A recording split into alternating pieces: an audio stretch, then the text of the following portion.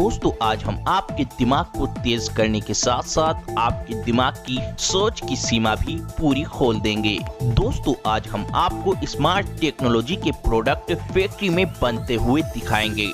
ऐसी चीजें फैक्ट्री में बनते हुए दिखाएंगे जिनके बारे में हर किसी को पता होना चाहिए कि ये फैक्ट्री के अंदर कैसे बनते हैं। दोस्तों हम बहुत ही ज्यादा मेहनत कर वीडियो बनाते हैं, इसीलिए हमारी मेहनत का फल आपका वीडियो को लाइक करना और वीडियो को शुरू से लेकर आखिर तक देखना है। तो चलिए वीडियो की शुरुआत करते हैं पहले नंबर के स्मार्ट मोबाइल मैन्युफैक्चरिंग प्रोसेस से। Smart mobile manufacturing process.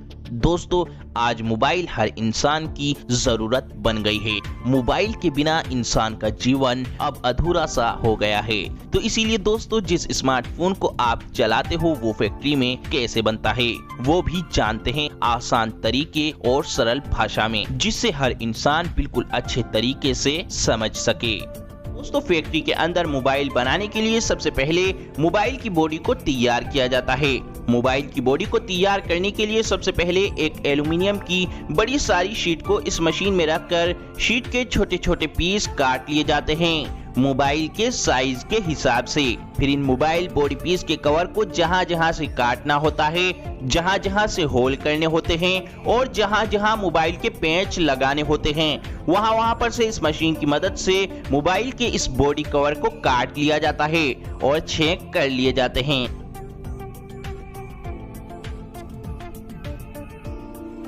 फिर इन मोबाइल बॉडी कवर को एक सही शेप और एक सही आकार इस CNC मशीन की मदद से दिया जाता है।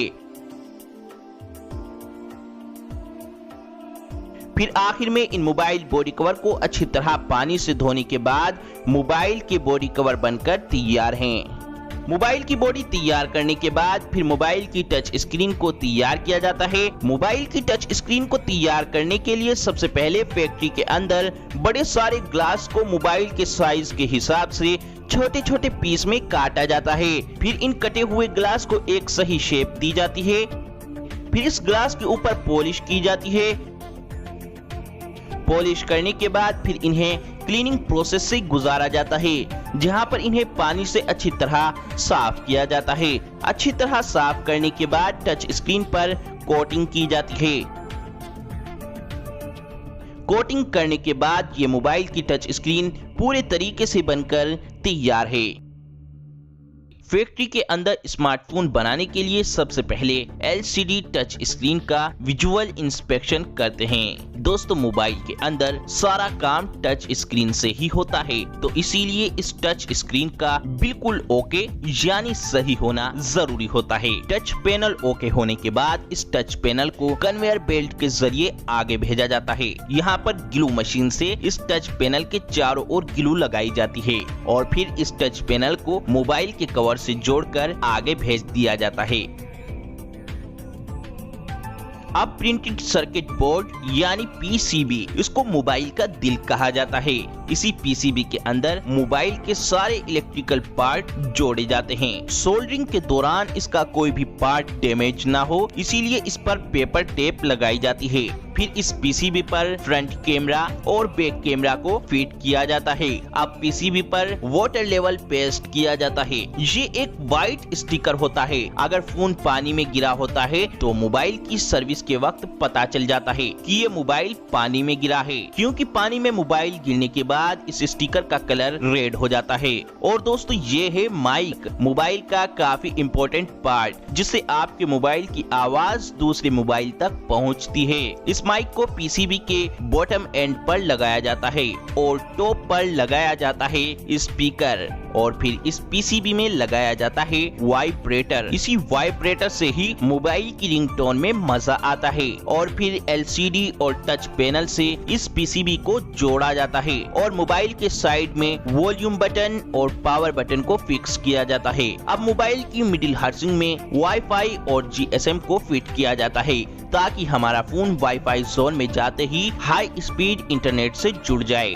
अब इस मिडिल हाउसिंग को सेमी असेंबल डिवाइस से जोड़ दिया जाता है।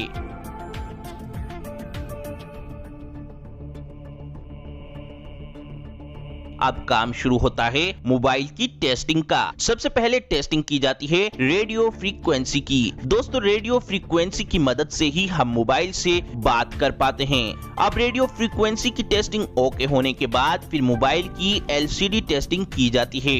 LCD टेस्टिंग ओके होने के बाद मोबाइल की multi touch, mike, speaker, gravity sensor, front camera, back camera और फ्लैश लाइट, इन सब चीजों की अलग अलग टेस्टिंग की जाती है।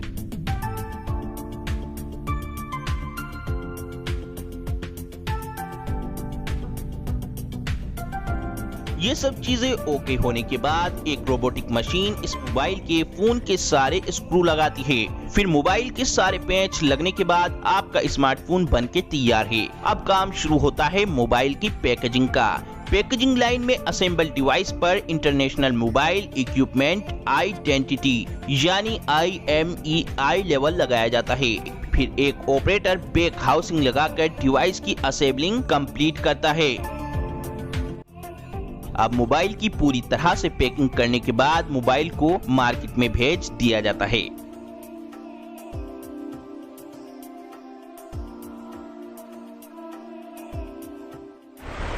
Mobile charger factory making. दोस्तों मोबाइल को चलाने के लिए मोबाइल को चार्ज करना जरूरी होता है। तो दोस्तों इसीलिए जानते हैं कि इस मोबाइल को चार्ज करने वाले चार्जर को कैसे बनाया जाता है। दोस्तों मोबाइल के चार्जर को बनाने के लिए सबसे पहले मोबाइल के चार्जर के कवर को बनाया जाता है। मोबाइल के चार्जर के कवर को बनाने के लिए इसके कच्चे रॉ मटेरियल, प्लास्टिक का दाना, HDPE और पॉलीमर, इसको इस मशीन में डाला जाता है, जिससे ये मटेरियल इस मशीन के अंदर एक पेस्ट का आकार ले लेता है और इस मशीन के नीचे लगी एक मोल्डिंग मशीन जो इस पेस्ट को मोबाइल के चार्जर के कवर का शेप देकर बाहर निकालती रहती है।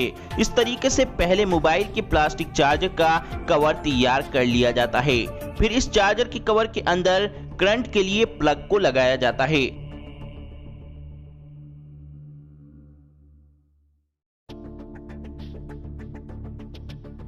फिर इस चार्जर के सबसे इम्पोर्टेंट पार्ट इसके सर्किट को बनाया जाता है। यहाँ पर इस मशीन में एक प्लेन इलेक्ट्रिकल प्लेट को रखकर ये मशीन इस इलेक्ट्रिकल प्लेट पर सर्किट की सभी वायर को इस प्लेट पर छापकर एक कन्वेयर बेल्ट के जरिए इस सर्किट प्लेट को आगे भेजती रहती है, जहाँ पर ये मशीन उन सभी वायर को इस सर्किट प्लेट पर बड़ी ही तेजी से तैयार कर देती है। और फिर ये मशीन चार्जर के सर्किट को पूरी तरह तैयार करने के बाद एक कन्वेयर बेल्ट के जरिए आगे भेजती है। फिर इस सर्किट को चेक किया जाता है कि ये सर्किट बिल्कुल ओके है या नहीं। फिर इस सर्किट को तैयार करने के बाद इस सर्किट के अंदर कैपेसिटर और इनपुट आउटपुट को लगाया जाता है। इसी चीज से ही तो हमारा चार्जर मोबाइल को चार्ज कर पाता है। फिर इसके बाद इस सर्किट को एक कन्वेयर बेल्ट के जरिए आगे भेजा जाता है, जहां पर इस सर्किट में कुछ वर्कर USB पोर्ट के लिए सोल्डरिंग करते हैं। और फिर सबसे आखिर में इस सर्किट को मोबाइल चार्जर के कवर के अंदर फिट किया जाता है और फिर USB वायर को भी फिट कर दिया जाता है। और फिर इस चार्जर के अंदर इसके प्लग और पिन को भी फिट कर दिया जाता है। और फिर इसके बाद इस पूरे चार्जर की टेस्टिंग की जाती है कि सब ओके है या नहीं। सब ओके होने के बाद एक हाइड्रोलिक मशीन की मदद से इस चार्जर के ऊपर कंपनियां अपना अपना नेम और अपने अपने लोगों की मोहर लगा देती हैं और सबसे आखिर में इस चार्जर को पैक करके मार्केट में भेज दिया जाता है।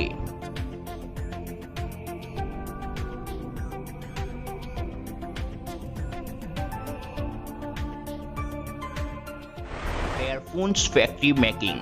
दोस्तों एयरफोन फैक्ट्री के अंदर बनाने के लिए सबसे पहले कई सारे पतले पतले कॉपर के तार के रोल को इस मशीन में फिट किया जाता है। फिर यह मशीन इन सारे पतले पतले तारों को जोड़कर एयरफोन का एक मोटा तार तैयार कर देती है।